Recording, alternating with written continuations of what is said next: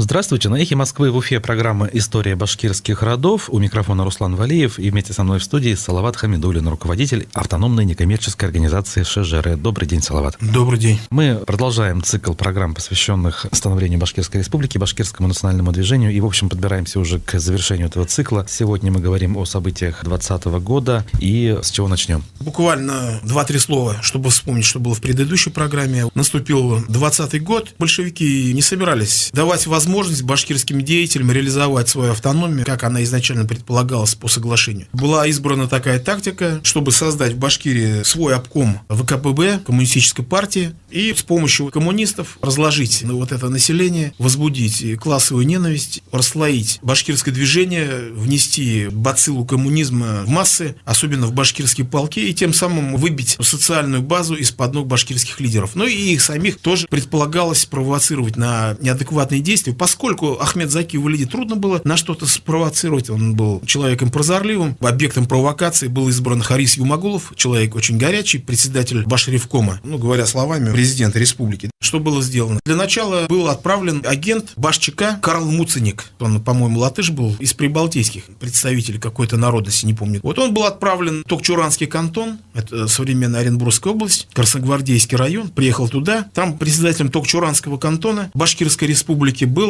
Мухаммедша Бурангулов, известный башкирский фольклорист. Мало кто знает, но он же еще был и одним из активнейших участников башкирского национального движения, участвовал в организации Токчуранского кантона, органов власти и так далее. И вот он в подпитии, Карл Муценик, как-то невзначай раз и сказал Мухаммедша Бурангулову, что в Стерлитамаке мы все подготовили, ребята готовы, все, револьвер заряжен, вот-вот мы там совершим переворот и всех там и Валиди, весь Башревком к стенке поставим. Мухаммедша Бурангулов, естественно, это все немедленно отправил нарочного гонца в Стерлитамак, который приехал и все рассказал об этой ситуации, которая произошла. Сейчас историки, кстати, до конца не решили, что это было. Там действительно они готовили заговор, или это была такая намеренная утечка информации. Да? До сих пор вопрос, он как бы открытый. Так или иначе, когда пришла вот эта информация, она заставила башкирских лидеров встревожиться. На нервах проходило известное заседание Башревкома 12 января 1920 года, в котором на этом заседании повестка дня была утверждение положения об отделе внешних сношений при Башцике, Министерстве иностранных дел, поскольку башкиры собирались устанавливать отношения там с другими областями, в первую очередь, с другими республиками, например, с Бухарской Народной Республикой, которая была в Туркестане и так далее, и так далее. Такие были задачи в пункте А определены. Сношения с федеративными советскими республиками, входящими в РСФСР. Когда это все было поставлено на голосование, представители Башобкома, небезызвестный Галиш Шамигулов, а также уполномоченные центры Артем и Самойлов заявили, что вот этот проект об организации комиссариата внешних сношений означает фактически первый шаг к полному отделению Башкирии. Заявили, вот такая ситуация, все это в скандал в какой-то превратилось. Потом сыграла роль, конечно, то ли дезинформация, то ли действительно утечка о том, что готовится переворот, который исходил от Карла Муценика. Так или иначе, башкирские лидеры, деятели, неискушенные в подобных делах, проглотили наживку. В ночь с 15 на 16 января 1920 года все участники предполагаемого заговора, Галиш Шамигулов и другие, правда, Артема Самойлова они не осмелились трогать, поскольку это были непосредственно эмиссары Ленина и Сталина. Галиш Шамигулов и еще несколько членов Башобкома и Баш-ЧК были арестованы. Комендант Стерлитамака, чешский офицер Файгель, заявил, что будет стрелять по Красной армии РСФСР, раз ему прикажут башкирские власти. Когда потребовали освобождения, вот такое заявление прозвучало. Все это было немедленно доложено Ленину, Сталину.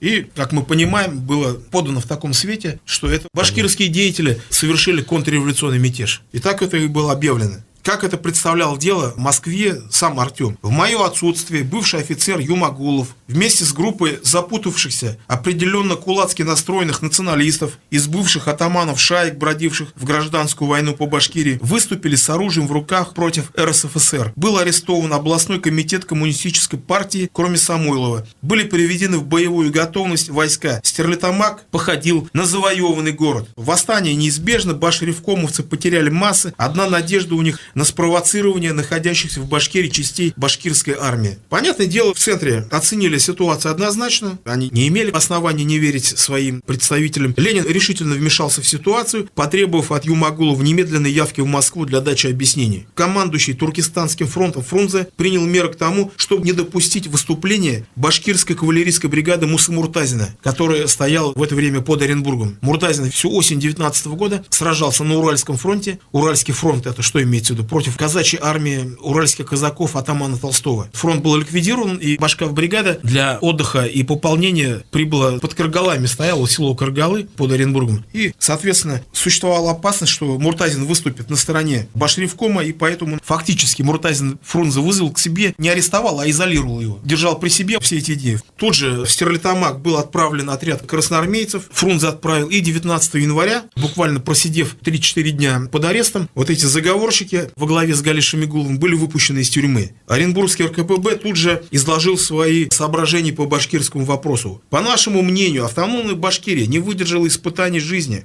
но принимая во внимание, что наша восточная политика требует создания автономных республик, мы предложили бы ЦК в отношении Башкирии следующие меры. Устранение из Башревкома Юмагулова, Карамышева, вычистить кантональные башкирские учреждения от белогвардейцев, для чего во главе Баш-ЧК, Кантревкомов, Кан-ЧК поставить коммунистов со стажем. Это означало полную дебашкиризацию всех органов власти. Почему? Потому что вот они говорят, очистить от белогвардейцев. Так все башкиры были белогвардейцы.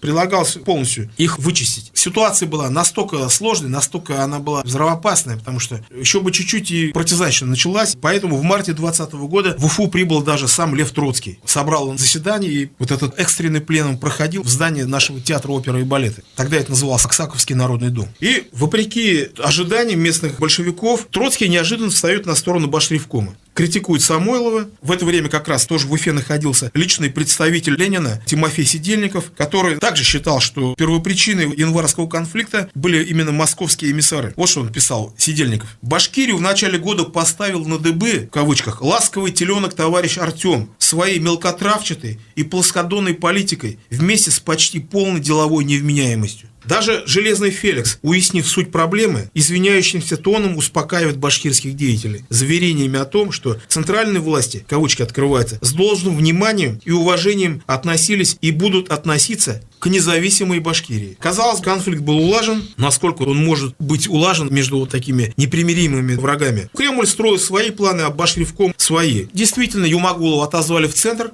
Все, больше он в Башкирию не вернулся. Но пока здесь оставался Ахмед Заки Валиди. В апреле 1920 года из Башкирии были выведены последняя крупная войсковая часть. Башкирская кавалерийская бригада Мусы Муртазина отбыла на польский фронт. Здесь не будем уже пересказывать историю, описывать их действия на польском фронте. Скажем, что они там покрыли себя славой, проявили себе героизм. Муса Муртазин 2 ордена Красного Знамени получил и стал кабригом и одним из героев гражданской войны. А что же до самой Башкирии, то вот это уже был апрель месяц. И почему нужно было срочно выводить Мусу Муртазина? Потому что уже в недрах ЦК РКПБ в Москве, в Кремле готовился майский указ 1920 года, который фактически положил конец вот этой действительно автономной Башкирской республике. Потому что вот этот новый формат, который готовился республике, это трудно назвать в полном смысле автономией. Это как раз стал вот тем таким типовым шаблоном, по которому потом стали штамповать уже все остальные автономии в составе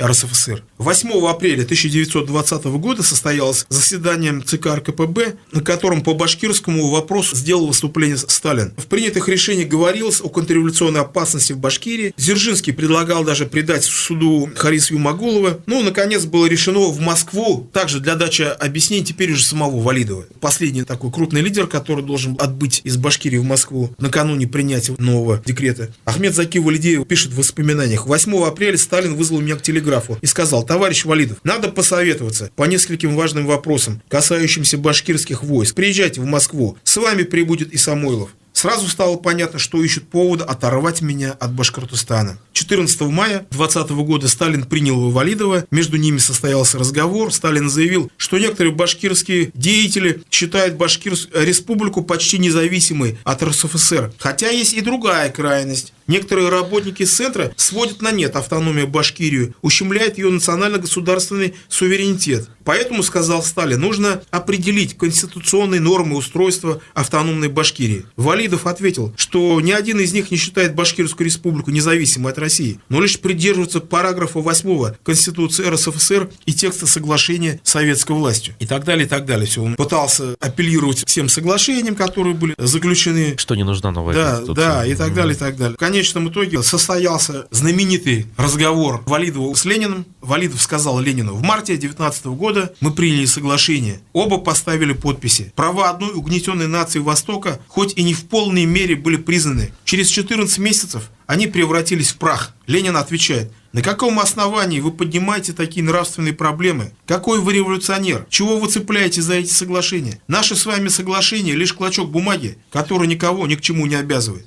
Я серьезно и искренне желаю вашего сотрудничества с нами в общероссийском и мировом масштабе. Вам не к лицу поднимать такой спор из-за подписи, которая в другое время и при иных обстоятельствах вынуждена поставлена на клочке бумаги. Момент истины настал. Ленин показал, что соглашение 19 года они не ставят ни в грош. О каких конкретных пунктах речь идет? Каких прав лишалась башкирская автономия? По пунктам, если брать, что было у нас первое так называемое положение о Малой Башкирии, которое считается башкирской конституцией. Положение о Малой Башкирии, там прямо провозглашалось, что все недра, все налоги, которые собираются, это все является собственностью, и распоряжение вот этими налогами является прерогативой Башкирской республики и многонационального народа. Вот это положение, оно также отразилось и в соглашении, что отдавался приоритет местным республиканским органам власти. Плюс в соглашении говорилось, Башкирия имеет свою милицию, свои вооруженные силы, свой башкирский военный комиссариат, причем который потом еще отдельным дополнительным соглашением, специальным документом было оговорено, что башкирский башвоенкомат обладает правами отдельного военного округа. Естественно, вот эти пункты, они не могли устраивать никак большевиков. Как так? Провозглашалась экономическая самостоятельность — раз. Вооруженные силы — два. Право на внешние сношения не только с субъектами РСФСР, но и с другими государствами. Что это давало? Это давало очень много. Ведь в Башкирии фактически, начиная с 19 года, даже, можно сказать, с 18 существовал НЭП. Так и называется у нас история Хазиев, Рустем Азгатович, который мог бы вам подробно рассказать об этом. У него целая книга есть, написана об этом, так и называется, по-моему, «Автономный НЭП». Вот это соглашение давало право башкирским властям проводить независимую экономическую политику. И они проводили. По всей стране РСФСР господствовали вот эти драконовские законы военного коммунизма. У народа буквально отбирал все. Шла уже продразверстка, а здесь получается... Да, одно из положений военного коммунизма — это продразверстка. У крестьян отбирается все, остается какой-то минимум, чтобы они не умерли, а все остальное отбирается. В итоге во что это превратилось? Поскольку все это все равно отберут, просто у крестьян отбивался любой там экономический стимул что-либо делать. Ведь благодаря вот этой политике военного коммунизма потом в 21 году страна была ввергнута в голод, потому что все съели и ничего не осталось. Но ведь это касалось не только сельского хозяйства, это касалось и промышленности. Вся промышленность была национализирована, все частные предприятия и так далее, и так далее. Самое главное, торговля была запрещена. Какие левацкие идеи господствовали в голове у большевистских лидеров, поскольку торговля и свободный товарный обмен, товаро-денежные отношения, это считалось послаблением капитализму, решили вот это все запретить. Вся вот эта политика военного коммунизма, она на территории Малой Башкирии не действовала. Просто башкирские власти запретили. Здесь существовала свободная торговля, товаро-денежные отношения, запрещенные там,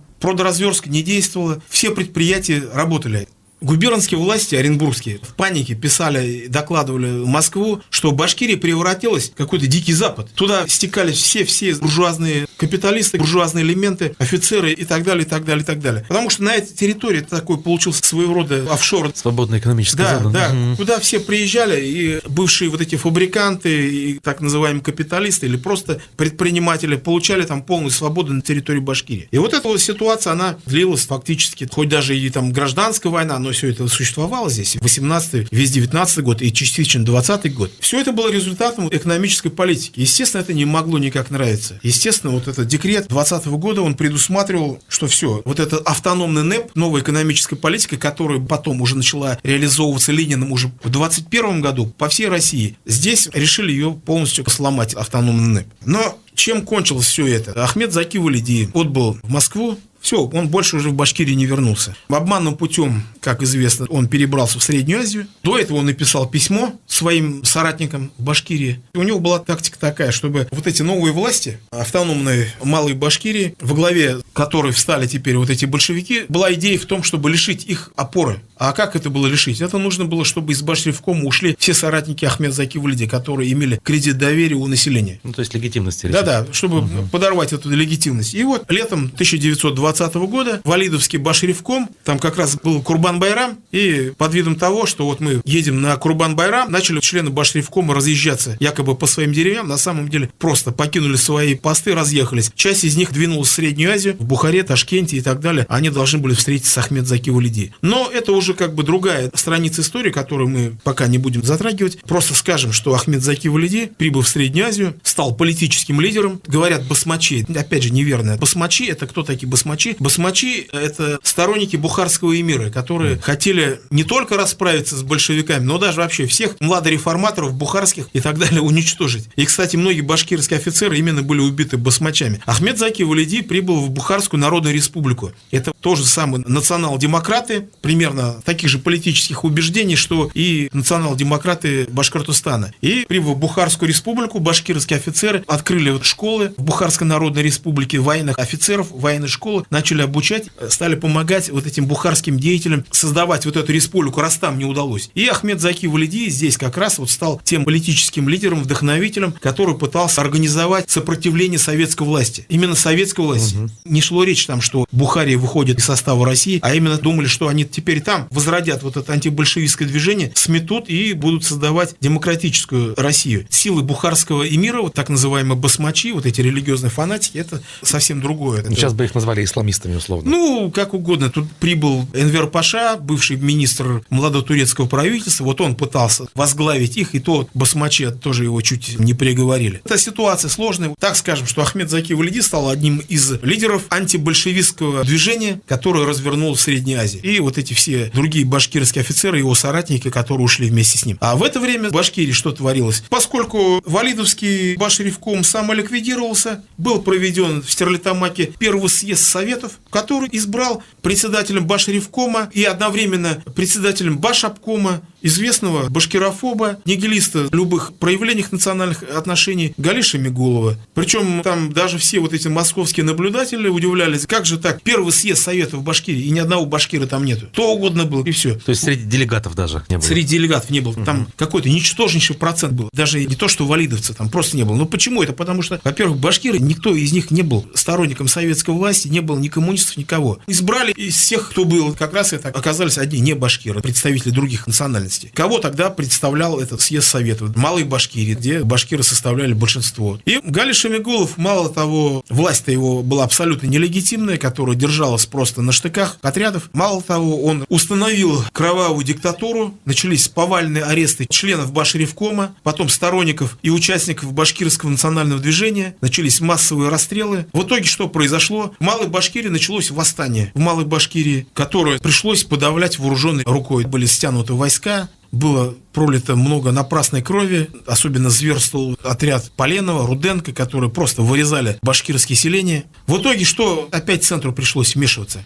С польского фронта был немедленно отозван Муса Муртазин, без бригады, естественно, сам, который должен был приехать в Башкирию, встретиться с главарями повстанцев. Причем интересно, какие лозунги были у этих повстанцев. Они создали под лозунгами «Долой Шемигулова», «Да здравствует советская власть», «Да здравствует Красная Башкирская армия». Повстанческую армию они назвали Красной Башкирской армией. Приехал Муса Муртазин, встретился с лидерами повстанческого движения, и благодаря его посредничеству было заключено перемирие. С одной стороны, вот эти лидеры, главари повстанцев, с другой стороны, представители центра. А там представителем центра был новый эмиссар Мостовенко. И вот здесь было подписано соглашение. Галиш Мигулов был смещен с должности и все, выслан навсегда из Башкирии. И что получилось? Следующий съезд Советов был собран уже в 21 году, на следующий год, и был новый состав Башцик, и фактически Башцик заняли кто? Опять же, все бывшие валидовцы. Председателем Башцик стал Муса Муртазин, и другие посты, руководящие председатели Баш-СНК, Совета министров, Совета народных комиссаров, также заняли валидовцы Мулаян Халиков, Хафиз Кушаев и другие товарищи. То есть, как сами жаловались в центр местные партийные деятели, что в власти пришли, опять же, бывшие колчаковцы, валидовцы, золотопогонники. республики. Центром восстания стал Бурзян-Тангауровский кантон. Руководитель операции по подавлению восстания, уполномоченный Башчика Владислав Поленов. Интересный был, конечно, тип, какое-то сочетание образованности, какого-то садизма, как это в одном человеке сочетается. Принялся без суда и следствия истреблять гражданское население. Даже Шагит Худайбердин, один из немногих башкирских коммунистов, который был очевидцем всех этих событий, впоследствии писал. Он тогда, кстати, занимал должность председателя Бурзян-Тангауровского ревкома. Военный совет, созданный Поленовым, становится в главе кантона и открывает беспощадную резню башкир. Поленов имел явные садистские наклонности, как свидетельствовали очевидцы. В каждой башкирской деревне для внушения животного страха расстреливалось до 12 совершенно безвинных человек. В одном из архивных документов описываются вот эти зверства, которые творили его первый сводный коммунистический полк. При пытках заключенным грызли уши, кололи штыками, разрубали шашками и бросали трупы в шахты. Одного человека Поленов поставил на колени и нанес несколько ударов шашкой по голове. Отколол череп и спросил его,